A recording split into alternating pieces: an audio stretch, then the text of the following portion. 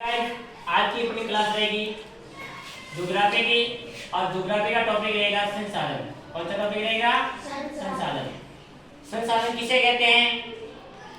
तो संसाधन की परिभाषा देखिए, जो वस्तु हमारे दैनिक जीवन में काम आती है, जो वस्तु हमारे दैनिक जीवन में जो काम आती है उसे अपन क्या कहते हैं? संसाधन कहते हैं। उसे अपन क्या कहते हैं? संसाधन कहते हैं।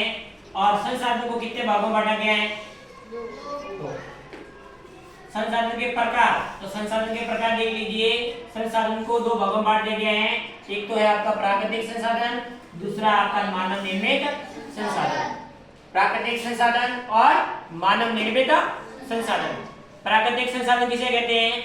जो हमें प्रकृति के द्वारा प्राप्त होते हैं उसे हम प्राकृतिक संसाधन कहते हैं। देख लीजिए, प्राकृतिक संसाधन, जो संसाधन प्रकृति के द्वारा हमें प्राप्त होते हैं, जिनका हम उपयोग करते हैं अपने दैनिक जीवन में, उसे हम प्राकृतिक संसाधन कहते हैं। प्राकृतिक संसाधन में जैसे वायु है, भूमि है, जल है, कोयला है, खनिज है, पेट्रोल है, डीजल है इत्यादि, ये सारे आपके प्राकृतिक संसाधन में आएंगे, जो प्रकृति के द्वारा अपन को सीधे प्राप्त होते हैं, जिसमें अपन कोई फेरबदल कर सकते नहीं है। जैसे मान लो डीजल हुआ, प्राप्त हुआ, क्या डीजल में अपन फेरबदल कर सकते हैं? नहीं कर सकते। जो हमें प्रकृति के द्वारा अपन जमीन में से खोद के निकालते हैं, जो प्रकृति के द्वारा मिला हुआ पदार्थ है, उसे अपन प्राकृतिक संसाधन कहेंगे। वायु है, क्या वायु के साथ अपन छेड़छाड़ कर सकते हैं? बना सकते वायु को? नहीं बना सकते, क्योंकि ये प्रकृति के द्वारा मिला हुआ संसाधन है, जो हमारे दैनिक जीवन में उसका उपयोग करते हैं। उसके बाद प्राकृतिक संसाधन को भी आपके दो भागों में बांटा गया है। देख लीजिए, पहला है प्राकृतिक संसाधन में एक है नवीकरणीय संसाधन और दूसरा आपका अनवीकरणीय संसाधन। पूछा जाएगा कि प्राकृतिक संसाधन को कितने भागों में बांटा गया है? तो दो भागों में। कितने भागों में? दो। नवीकरणीय संसाधन और अनवीकरणीय संसाधन। नवीकरणीय संसाधन किसे कहते हैं और अनवीकरणीय संसाधन किसे कहते हैं? देखिए, नवीकरणीय संसाधन वो संसाधन होते हैं जिन्हें शीघ्रता के साथ में अपन क्या करते हैं? नवीकृत करते हैं और वो पुनः पूरित हो जाते हैं। ऐसे संसाधन आते हैं जो शीघ्रता से क्या हो जाते हैं? खत्म हो जाते हैं, लेकिन उसको अपन वापस तैयार भी कर सकते हैं। जैसे कि मान लो ऊर्जा। ऊर्जा क्या है? किससे निकल पैदा होती थी? कोयला के माध्यम से ऊर्जा बनाई जाती थी, लेकिन ऊर्जा जैसे जैसे खत्म होने लग रही है, ऊर्जा का जो भंडार है वो धीरे धीरे सीमित होता जा रहा है। अपन एक नया विकल्प तैयार किया। कौन सा विकल्प तैयार किया? सौर ऊर्जा। किसका किया? सौर ऊर्जा।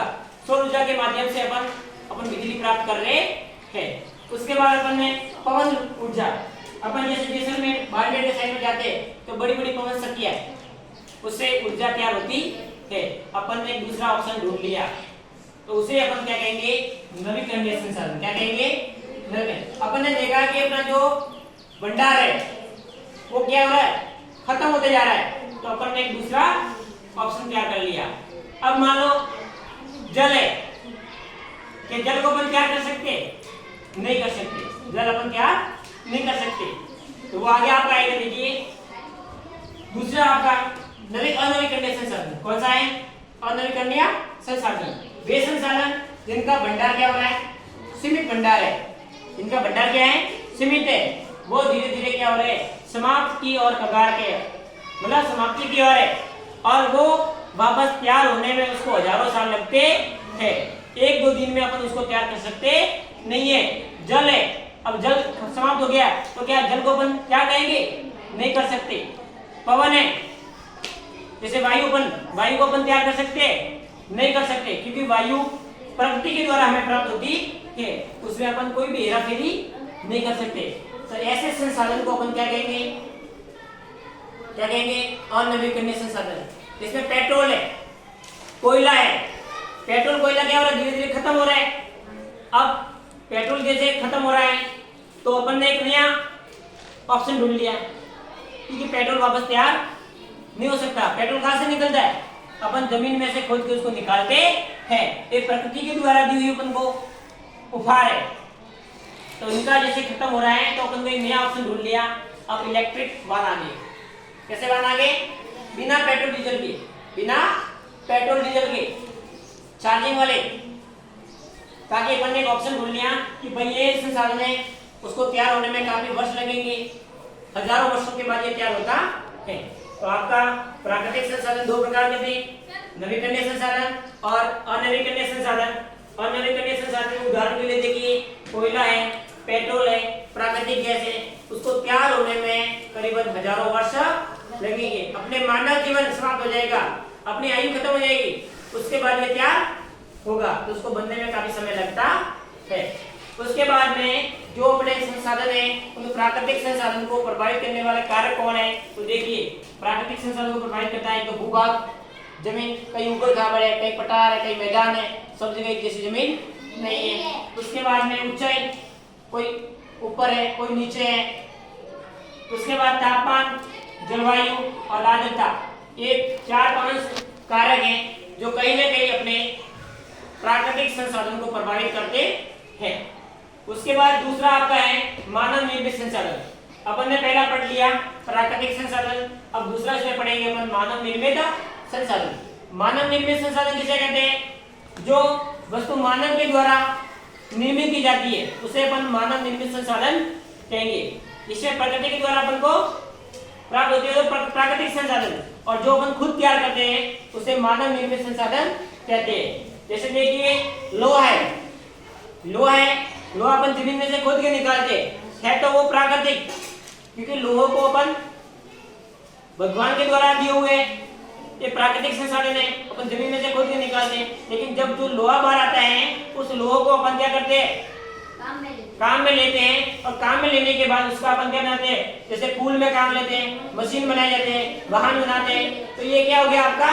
उस लोहे को और दिशा में अपने बदल लिया, इसलिए वो क्या हो गया आपका? मानव निर्मित संसाधन हो गया।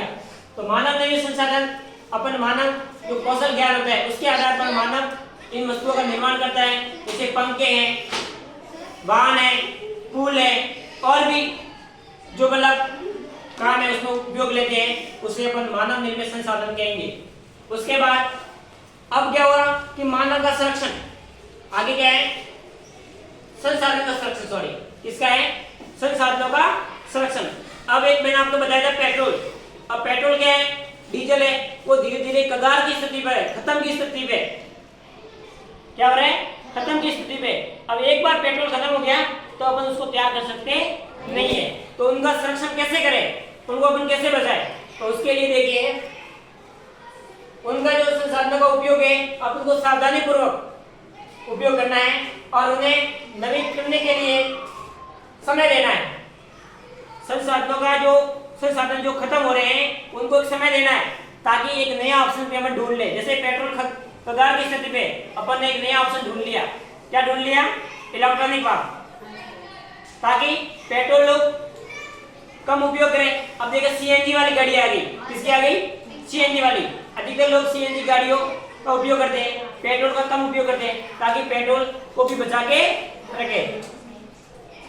तो इस प्रकार से अपन संरक्षण कर सकते हैं। अब जैसे मान लो वायु है, वायु क्या हो रही है? धीरे धीरे पेड़ पौधे लोगों ने काट लिए, तो कहीं ना कहीं ऑक्सीजन की कमी हो रही है, तो अपन को उसको बचा के रखना है। अपन को पेड़ पौधे अधिक लगाने हैं, ताकि अपन का जो बैलेंस है वो बना रहे। संरक्षण करना है उनको। जब तक अपन अन्य संसाधनों का संरक्षण नहीं करेंगे तो आने वाली पीढ़ी के लिए और अपने के लिए एक विकट समस्या पैदा हो सकती है। इसलिए अधिक से अधिक अपनों को संसाधनों का क्या करना है? संरक्षण करना है। आगे का पॉइंट है सतत पहुंचनीय विकास। सतत पहुंचनीय विकास किसे कहते हैं? सतत पहुंचनीय विकास किसे कहते हैं? तो संसाधनों का सावधानी पूर्वक से उपयोग करना है, और न केवल वर्तमान पीढ़ी के लिए, बाकी आने वाली पीढ़ी जो अपनी भविष्य की पीढ़ी है उन पीढ़ियों को भी अपन को फायदा देना है, उनके लिए भी बचा के संसाधनों को रखना है। उसे अपन सतत पहुंचनीय विकास कहेंगे। उसे अपन क्या कहेंगे? सतत पहुंचनीय विकास कहेंगे। मतलब संसाधनों का सावधानी पूर्वक उपयोग, न कि केवल वर्तमान पीढ़ी अपितु भावी पीढ़ियों के लिए की आवश्यकताओं को भी ध्यान में रखकर उनके लिए भी संसाधनों को बचा के रखना है। इसे अपन सतत पहुंचनीय विकास कहेंगे। अब सतत पहुंचनीय विकास के कुछ सिद्धांत हैं। देखिए, जो संसाधन है उनका अपन को आदर करना है और उनका देखभाल करना है। दूसरा पॉइंट है, जो संसाधन हमको मिले हैं उनको गुणवत्ता है, उस गुणवत्ता को क्या करना है? और बढ़ाना है। तो क्या करना है? और बढ़ाना है। तीसरा पॉइंट है उसमें जो प्राकृतिक जीवन शक्ति है, उस जीवन शक्ति और जो विविधता है, जो प्राकृतिक जीवन शक्ति है उसकी विविधता है, उसको क्या करना है, संरक्षण करना है। अगर प्राकृतिक विविधता उसका अपन संरक्षण नहीं करेंगे तो जो प्राकृतिक विविधता हास हो जाएगी, खत्म हो जाएगी और अपन फिर बाद में उसको मिलने वाली बिल्कुल को नहीं है, तो उसका भी को संरक्षण करना है।